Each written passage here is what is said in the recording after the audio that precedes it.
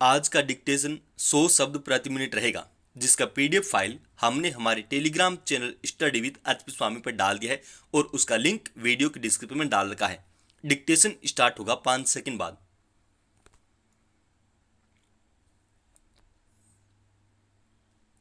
Start.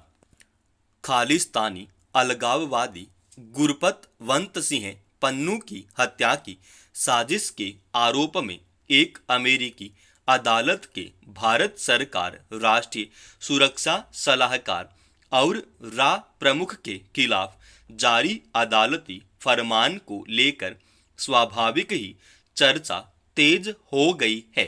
यह चर्चा ऐसे समय में शुरू हो गई है जब अगले हफ्ते प्रधानमंत्री क्वाड बैठक में हिस्सा लेने अमेरिका जाने वाले हैं।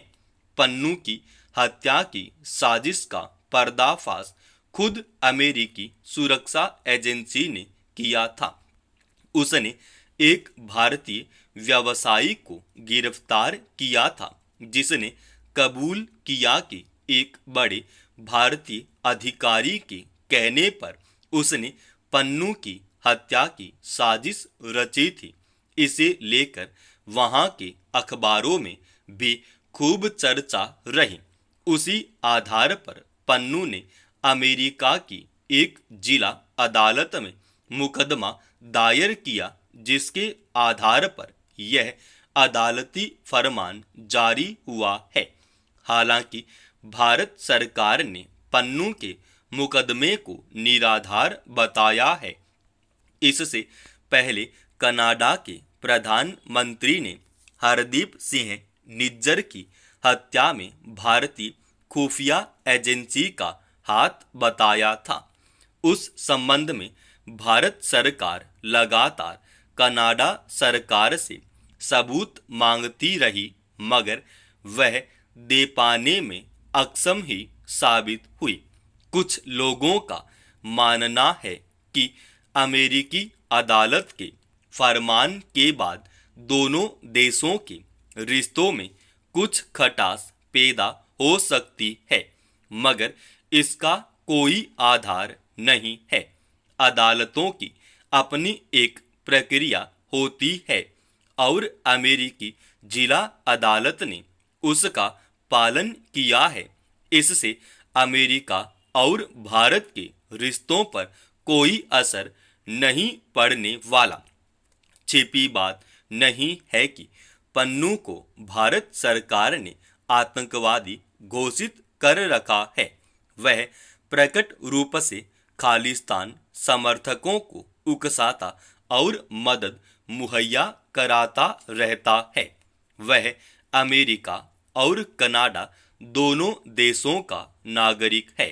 भारत सरकार उसके खिलाफ शिकंजा कसने की मांग करती रही है, मगर कनाडा सरकार ने कभी उस पर गंभीरता नहीं दिखाई। जब एक संदिग्ध भारतीय नागरिक को अमेरिकी खुफिया एजेंसी ने गिरफ्तार किया और उससे पता चला कि पन्नू की हत्या की साजिश रची गई है, तो पन्नू को खालिस्तान समर्थकों को भारत सरकार के खिलाफ भड़काने और उनकी सहानुभूति हासिल करने का मौका मिल गया। जाहिर है, इस बहाने वह अपने पक्ष में सहानुभूति लहर बनाने और यह साबित करने का प्रयास कर रहा है कि भारत सरकार खालिस्तान समर्थकों के विरुद्ध साजिशें रच रही हैं।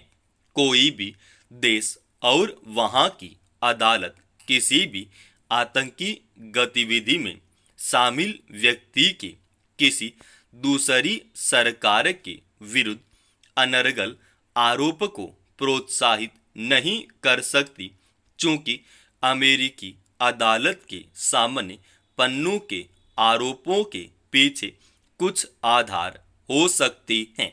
इसलिए अदालत ने यह फरमान जारी कर दिया, मगर इसका यह अर्थ कतई नहीं कि इससे पन्नू का पक्ष मजबूत हो गया। केवल किसी आरोपी के कबूलनामे के आधार पर कोई मामला सच साबित नहीं हो जाता।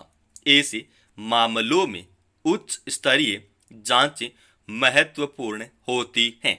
जब अमेरिकी खुफिया और सुरक्षा एजेंसियां इस मामले में कोई कदम नहीं उठा रही तो पन्नू के आरोप का बहुत कोई अर्थ नहीं रह जाता। प्रधानमंत्री की अमेरिका यात्रा के समय भी निश्चय ही इस मसले पर वहां के राष्ट्रपति के साथ चर्चा होगी।